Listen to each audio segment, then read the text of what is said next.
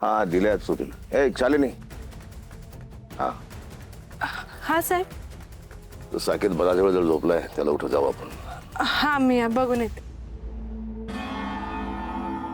मग जमकर साहेब कुठे? हो जमकर साहेब, जमकर साहेब साकात पळालाय.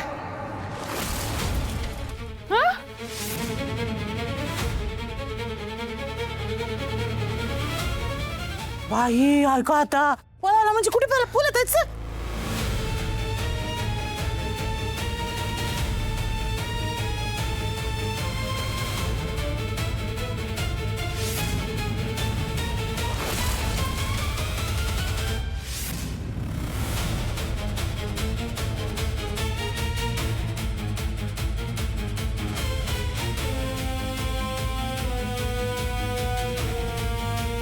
कुठे गेला?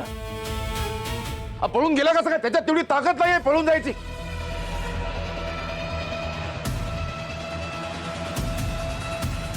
तेवढी शक्ती कोणी बघितलं? कोणी याला पळताना कोणी बघितलं? साहेब मी घरात बघतो.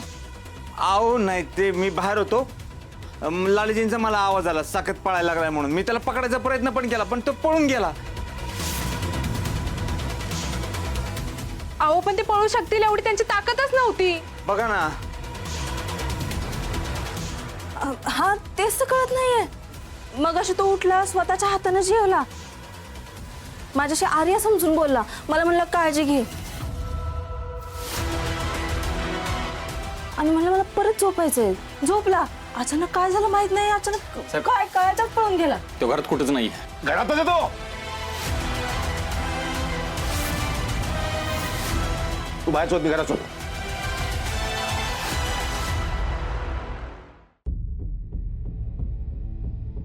कुठे गेला?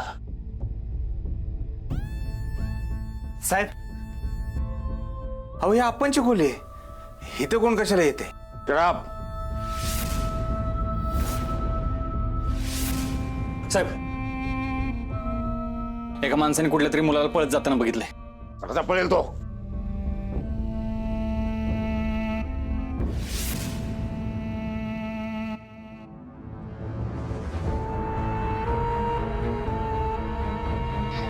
हे पोरांनो, जित्या मंग्या झुंजार काय झालं? ते साकेत पळाला माहितीये ना. लय लांब नसेल पळून गेला. इथंच कुठेतरी असेल. शोधा त्याला, जरा मदत करा. कुठे जरी दिसलं लगेच आवाज द्या. मी इकडे बघतो, सगळीकडे बघा. हो शोधतो टेन्शन नको घेऊ तू. आपण शोधा म्हणे शोधा. अरे ह्यांची काम आहे, यांना जमाना आपल्याला सांगतात. बरं आपण शोधू पण नंतर क्रेडिट घ्यायला येतील हे. अरे एकदम फास्ट शोधू, पोलिसांपेक्षा फास्ट. आणि नाही शोधलं तर नाव नाही लावणार तुफान पत्रकार. झुंजार आहे मी झुंजार. अरे कसा कुठून शोधून काढीन ना त्याला कळणार नाही यांना. लावा ताकद. शानपणा पण शोधायचं कुठं कसं मुद्द्यावर ये. माझ्याकडे एक स्ट्रॅटर्जी आहे. अशी स्ट्रॅटर्जी आहे ना, या सांगतो.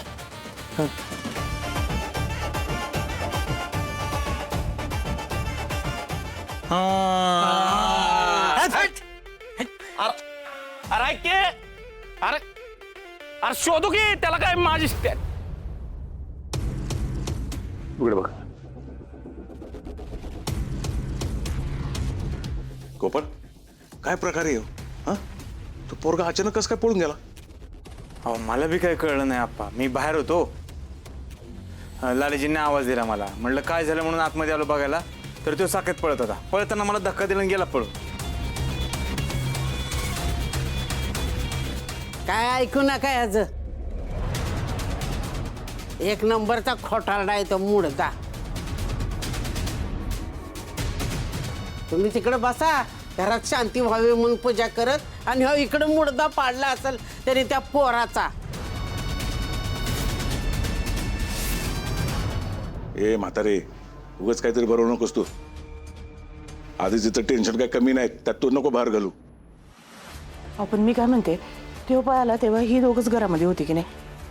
मग यांनीच काही केलं नसेल कशावरून. आता तू बी म्हातारी सारखे पळायला लागले का? हा घाबरा. हे बापा तू काय ते खरं नक्की सांग. त्या पोरामध्ये एवढी ताकद बी नव्हती पळून जाणे इतकी. अहो मला सुद्धा कळलं नाही बाप्पा, मी पण माझ्या स्वतःच्या डोळ्यांनी बघितलं ना पळताना, तेवढी ताकद आली होती त्याच्यात. शालिनी काय म्हणली होती का बरा झाला होता, पण एवढाही बरा झाला नव्हता का स्वतःच्या पायानं पळून जाईल त्यो. हा मग मला सांगा असा कसा पळाला त्यो? पण तो आजारी असल्याचं नाटक करत नसेल कशावरनं? नाही म्हणजे मी स्वतःच्या डोळ्यांनी बघितलं ना, तो स्वतःच्या हातानं जेवला, झोपला. ती शालिनी आली होती खोलीत, तिला पण बघितलं, तो एकदम निवांत झोपला होता. मला पण वाटलं तो थकला असेल, त्याच्यात काही ताकद नाही. मग उठला अचानक. मी त्याला म्हटलं का काय झालं, जामकर साहेबांना बोलवू का? जामकर साहेबांचं नाव जसं काढलं ना, तो घाबरला, त्याला काहीतरी आठवल्यासारखं झालं आणि तो निघायला लागला. मी अडवलं त्याला, म्हटलं थांब, तो ऐकायलाच तयार नाही.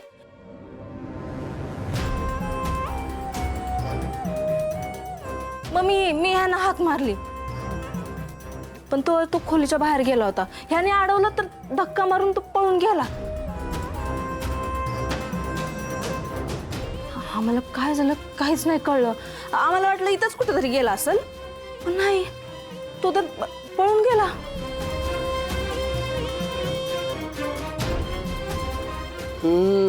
ही पण तसलीच उंदराला मांजर साक्ष.